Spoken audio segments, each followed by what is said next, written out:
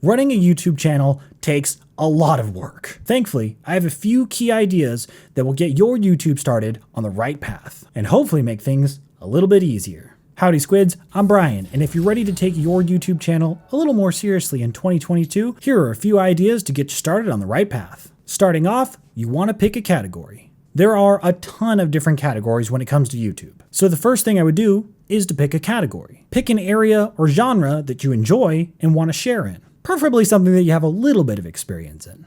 Picking a rough category like video games or cooking lets you create a ton of different kind of videos without spreading yourself too thin. Sticking to one major category helps in two major ways. One is that you develop mastery in that area that you focus on much faster when you pick just one. And hey, being good at your craft helps you stand out in the community a little bit. And two, it gives your audience a level of expectation. So if you did like video games one video, and then you did fitness videos the next video, and then you did cooking videos the next, and then you did editing videos the next video, viewers wouldn't know what to expect, right? Who would do that? Who would have a strategy like that? But hey, picking one area starts you off in the right direction. Now, once you have a category picked, you have to make some actual videos. That brings me to my next point. Just start making videos. Oftentimes, the next question that you have after you have your channel name and your channel area is, what kind of gear do I need? And there's a wide range of gear that you can use to make YouTube videos. I mean, there's cameras, there's lights, there's microphones, there's all sorts of stuff. But the good news is you can literally just get started with your phone. The camera in your phone is actually probably pretty decent. If your phone camera can shoot at least 1080p, you're probably good to go. Now, you can absolutely invest in gear as you go along, but what you have is probably good enough. Start with what you have, where you have it. The right gear can elevate the quality of your videos, but it's up to you to learn the skills of storytelling and presentation. Now, if you are going to invest in gear, I would probably go in the order of lighting, audio, and then camera. I know that seems kind of backwards, but even a budget camera with good audio and good lighting makes for a very watchable video. You can learn just about everything that you need about video from YouTube, but it's up to you to actually hit the record button. Record, edit, post, analyze. As you're making and posting videos, think about the one small thing that you can improve upon each time. Ways that you can improve the lighting, ways that you can improve the composition of the shot, ways that you can sweeten the audio just a little bit. There are a ton of areas that can make a video better, but the good news is you don't have to attack it all at once. Now, your first few videos may not be great. I know that mine certainly were not. There's no way you can get to LCS if you can't master the pistol.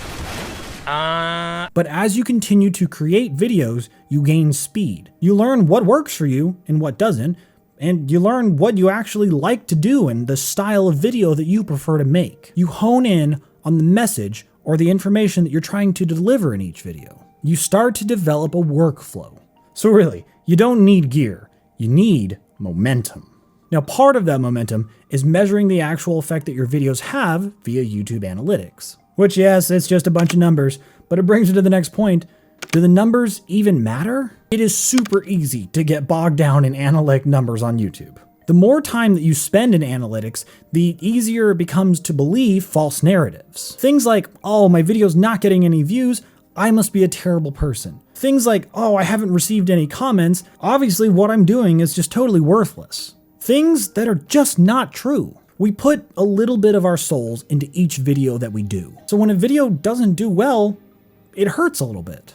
But remember, the performance of your videos is not a reflection of your worth as a human being. You are enough. Now, if you do want to improve the reception of your videos from an analytics standpoint, there are two key statistics that I would focus on: click-through rate and audience retention. Click-through rate measures how often a viewer clicks a video when they see your thumbnail. This lets you know if the title and the thumbnail are actually working. For shorter videos, the average range seems to be about 4 to 9%.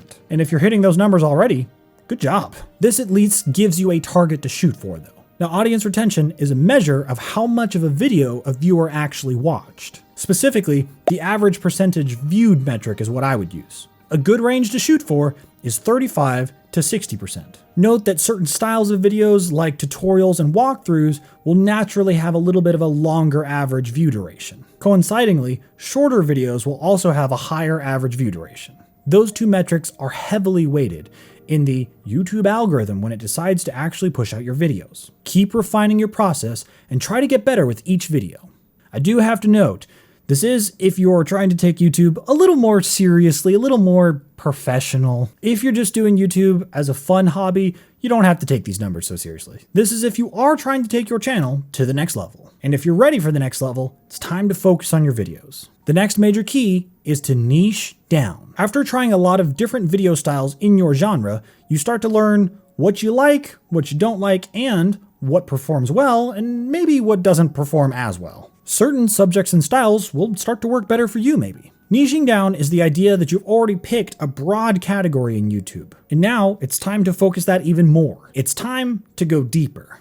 Who is writing this stuff? This doesn't mean that you're forever doomed to cover a single game or a single brand for the rest of your life. It just means that the majority of your content is now focused on one area within an area. For example, video game YouTuber that plays literally any game on the planet would be pretty hard to break through on YouTube with, especially as a new channel. I'm not saying it's not possible, but you definitely face an uphill battle. A video game channel that focuses on walkthroughs, guides, and let's plays of Soulsborne games is probably going to have a much better chance of competing as far as search goes. Fighting Cowboy is a good example of this. What about a cooking channel where I will literally cook anything, any recipe, any genre, anything? It would be pretty difficult to rank on a search with a channel like that. Low carb, keto cooking with recipes that are aimed at fitness fans would be a great example of niching down. Just like my dude, HEADBANGER'S Kitchen. His recipes are fantastic, by the way. Niching down means that you're not competing at such a large scale. Targeted guides and tutorials are a good way. Just playing a game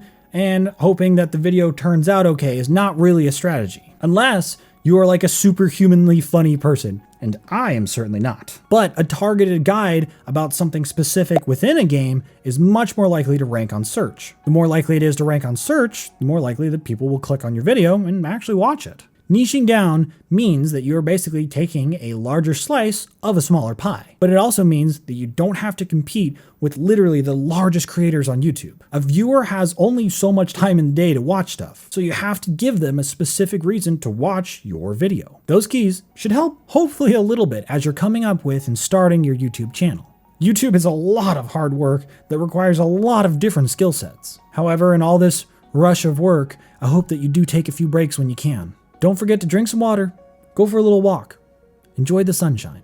Thanks for watching, guys, and if you found the video useful, go ahead and hit that subscribe button and the bell. Now, of course, to have a YouTube channel, you need videos. If you need help editing your first video, go ahead and check out this guide right here.